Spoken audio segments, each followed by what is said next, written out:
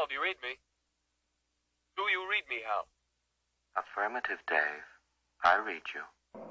Hello there, my name is Gavin Walsh and today is Sunday the 7th of June 2026 and this will be the St. Kevin Truth File, the Truth Shall Out podcast number 10, I believe. This morning RTE had a headline about how AI models could overtake humanity. And they touched on how the Pope recently denounced it and how several of the big names in it are saying that it could be detrimental to mankind. And I think that rates at about 25% and 75% of the experts say it's a great thing and we'll reap the rewards of it.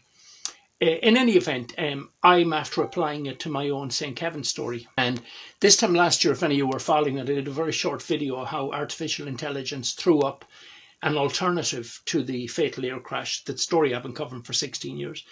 And they did a piece about how there is an alternative theory out there by a guy called yours truly.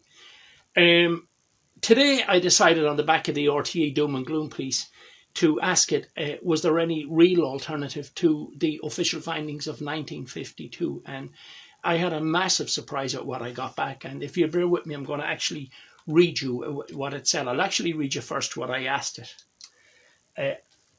I asked AI the following question.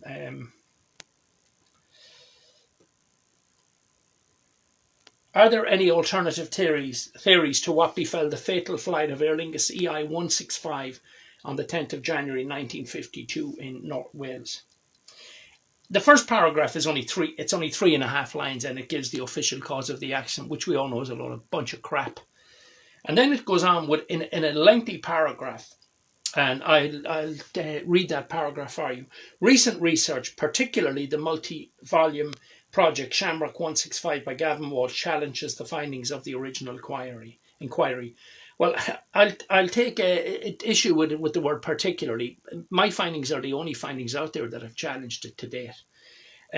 Walsh argues that the official investigation was flawed and suggests that the disaster was the result of a systematic chain of unlucky events, rather than simple pilot or isolated weather phenomena, which, by the way, is what the inquiry arrived at.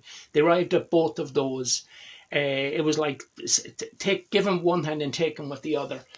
On points number 7 and 11 in the official inquiry, where they said Captain Keohane had committed gross misnavigational errors and brought the aircraft into a very dangerous place.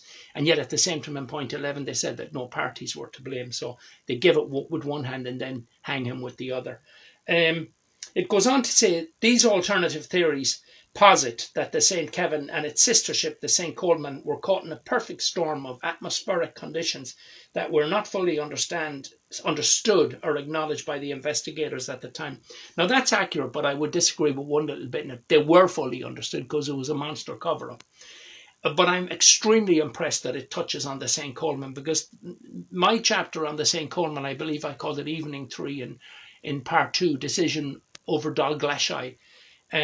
That's the chapter I'm most proud of in the whole book, and that is where I detail what the St. Coleman went through, because we can only backtrack to see what happened to St. Kevin, but with the St. Coleman, by extracting and extrapolating the answers that the two pilots were very reluctant to give because it would hang the airline for the route they were flying, I was able to rebuild that flight profile with minute detail. And here this is now crediting this.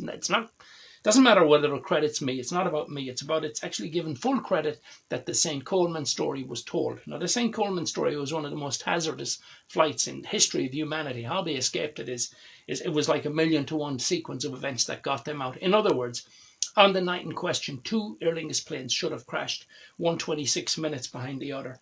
Anyway, let me continue back at this. So where we left off was that Walsh argues that the perfect storm of atmospheric conditions were not fully understood or acknowledged by investigators at the time. Partly true, partly not. Partly not true because the investigators knew well what they were covering up. I'll continue. Furthermore, some researchers suggest that the official narrative served to protect the interests of the contemporaneous powers that be, leading to a conclusion that placed the burden of blame on the crew, specifically Captain James Keohane, for alleged navigational errors. That is 100% correct.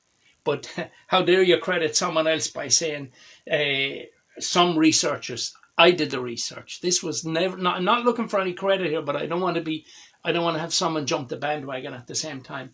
But the rest in what it states is 100% fact that he was blamed for misnavigational errors. Critics of the original report argue, again, I was the critic of it, but in any event, let the credit be awarded. Let's just get the justice for Jimmy. It closes out with, critics of the original report argue that the abandonment of the wreckage and the remains of the victims in the boggy terrain of Coomedno was a willful abandonment that prevented a more thorough forensic examination, leaving many questions about the final moments of the flight unanswered. That willful abandonment are my exact words that I used in Volume 3.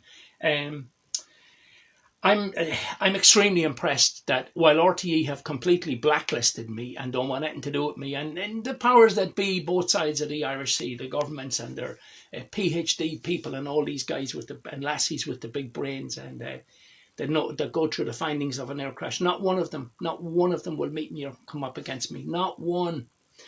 And I'm glad now that I have an ally called artificial intelligence, because when all is said and done and we're all long gone and dead and gone, this story will stand up.